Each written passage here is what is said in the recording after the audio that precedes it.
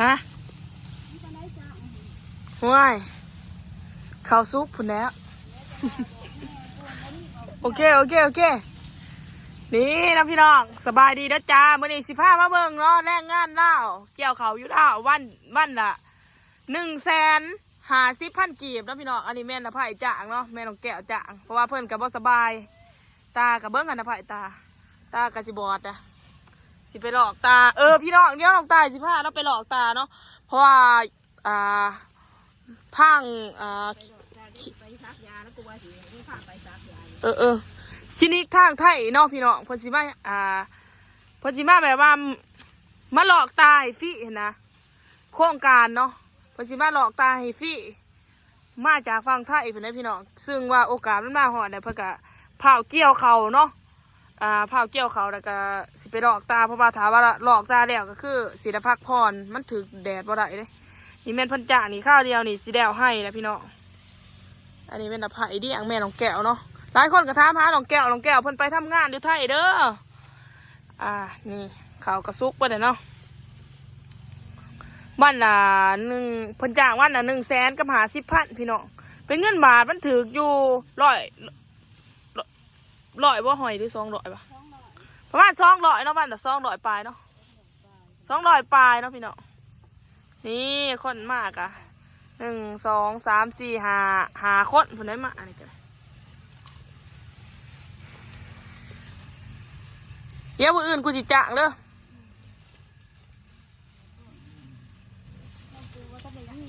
เขากูก็บ่มีเกี่ยวเจอหนีที่อย่างเดียวบ่ได้จีบหอยบ่ได้นี่หอยมันบ่มีมันเบิดนะมันก็เบิดเลยหอยอีเมลแล้วบ่ได้เกี่ยวบ่อีเมลแล้วไปเกี่ยวแล้วบ่แม่นบ่อีเมลอยู่หัวน่ะ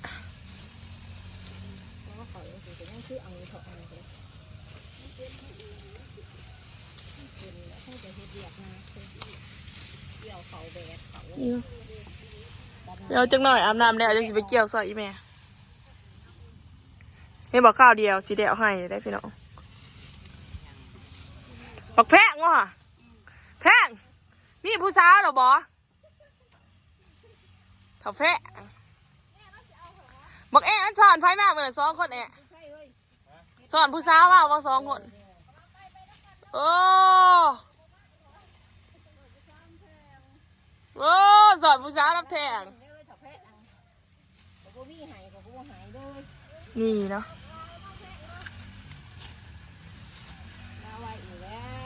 มืออื่นมาเกี่ยวหน้าเขาเด้อ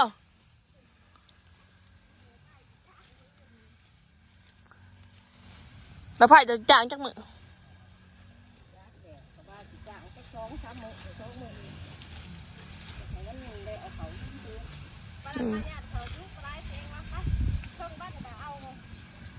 ก็ไรเจ๊อยู่หัวหน้าจ้ะหันเที่ยวก็ค้าหันชุดลงมา2 คนกับมือละ300,000 2 มือกับ600,000 1,0002 มือ1,000แล้วเอาผัวมาดำหอยบอกเขาในเรื่องไผ่อยากมามืออื่นเดี๋ยวสิท้าอีเมลก่อนมาเขาซุกร้ายบอกฮะหนามันได้บอกท้าอีเมลพูดแด้สะ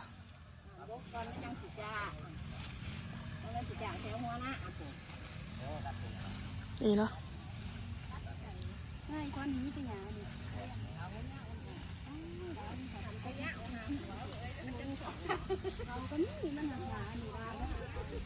เห็นบอกพี่น้องเกี่ยวข้าวเดียวสิเดียวให้เนาะเดี๋ยวมาดูดน้ำกันว่าสิเดียวลงไปไหน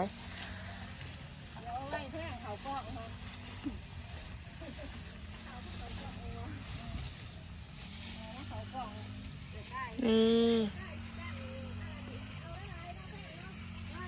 ฮะสุดนอนให้อีอัพแน่ให้เออดาแน่ให้เออซุกแน่2 สุดผู้คอยไล่เดือด4 สุด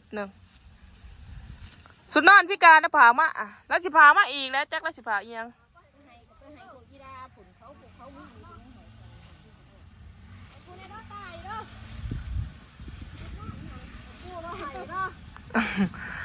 หายจะไหนเราบอกให้หายอีอัพเฮ้ยนี่นะพี่น้องเกี่ยวเขาผ่าบรรยากาศ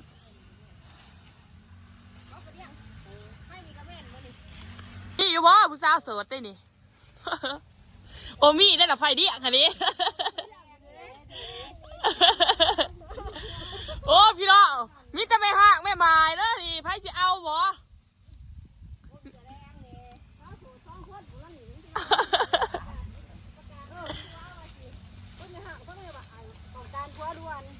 นี่พี่น้องเกี่ยวเขามันก็มั่วแล้วเกี่ยวเนี่ยเกี่ยวเขานี่กินเขาเพื่อนไพ่เพื่อนมันมานี่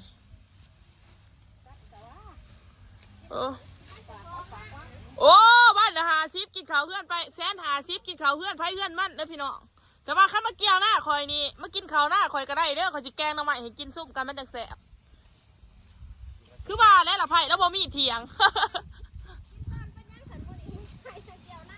โอ้มือนี่เห็นหมอมือนี่พระท่านพ่อน้ำใหม่ของพระท่านปงคอยชีสร้างอันนั้นมาคอยชีสร้างสิกระดูกหมูมาแกงใส่น้ำใหม่มันจะแสบใส่เฮ็ดได้หลายเดี๋ยวจีเฮ็ดสูกินนะ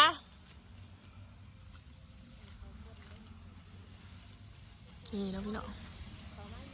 เดี๋ยวอะไรยังบอกให้นะโอ้สุดยอดอันนี้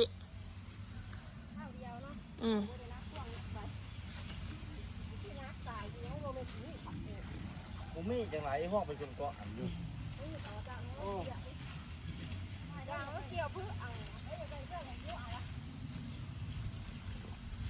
นี่นะพี่น้องเดี๋ยว คนออกมาจะร้ายคนโหด เกี่ยวเขาอยู่พี่หันว่าตะมีงะนะเขาจะไปเวิร์ดไปบ้านแต่ทลายเขาจะไปเลยเพราะว่ามันหมดสูมีคนจ้างภายในเลยพี่น้องบางคนเขาบ่จ้างแล้วเขาเกี่ยวเอง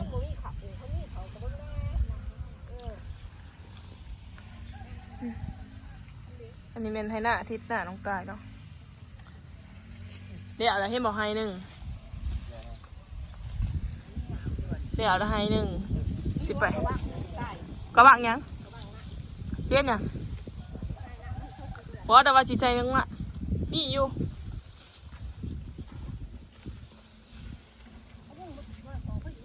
นี่อันนี้กับผู้บ่าวเนาะผู้บ่าวโสดเมื่อมันก็อัดผู้สาวมา2 คนนะบักแอะเป็นยังคือมาไว้แท้ มาแก้วเขาได้จ้ะ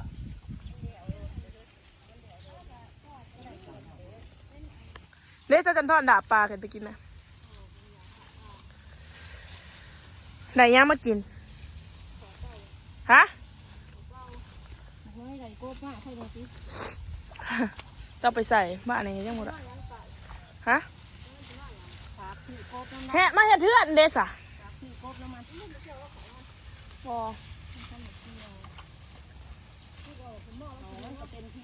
หมักสมหม้อแล้วเอามาอายุนเบิดอ่ะ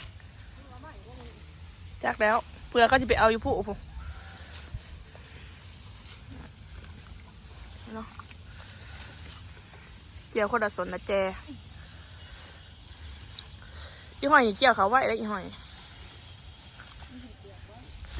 เดี๋ยวจะมาดูเป็นดูได้ร้ายปะคะเงินค่าเฮ็ดปวงอะเงินค่าเฮ็ดนั่นร่วมเบิดได้เท่าไรห้อยร่วมเบิ่ง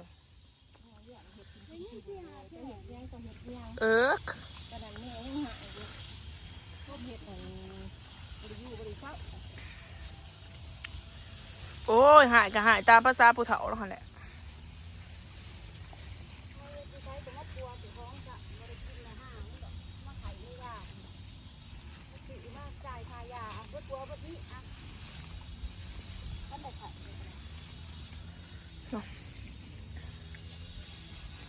อย่าพี่น้องเอ้ยเจียวเขาเจียวหน้าเจียวเขามีอยู่ผู้หนึ่งสาวโสดเนาะเบิร์ดจีติต่อให้อ่ะก่อนติต่อให้พี่การก่อน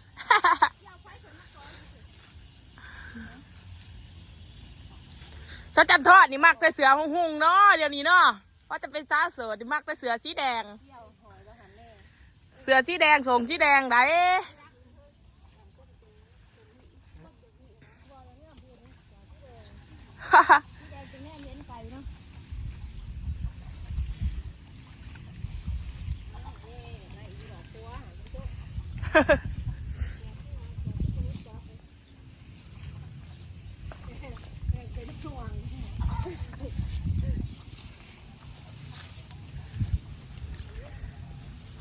แต่ไม่ห่างไม่หมาได้พี่น้องผู้เนียนผัวเสียชีวิตเนาะผู้นั้นน่ะผัวป้าป้าผัว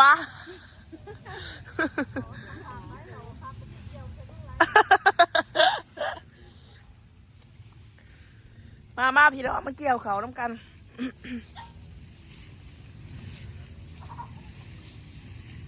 นี่เราเกี่ยวเขากันสิประมาณขอสิเฮ็ดบักขามแซ่อิ่ม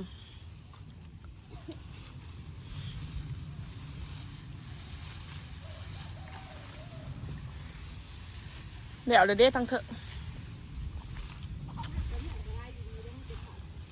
โอ้ยลายก็จะได้อยู่เทิงหาหกให้ไปผูก น่าจะซื้อเอาวัดละไผ่วัดละไผ่ ซื้อเอาแต่ว่าแล้วมาเรียนลูก บ่ไรว่าหน้าหญ้าบ่ไรว่าหน้าแม่อู ทหารนี่ก็ขามนี่นะระว่าวจะไปซ้ำให้ให้น้อยๆซ้ำให้ก็ให้จะก็ขามให้เนี่ยมุ่นคือจะเห็นบ่ส่วนระว่าวส่วนได้นางของตีเอาตีเอาแทน บ่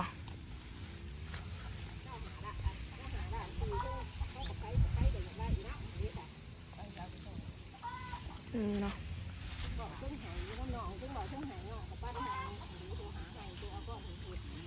โอ้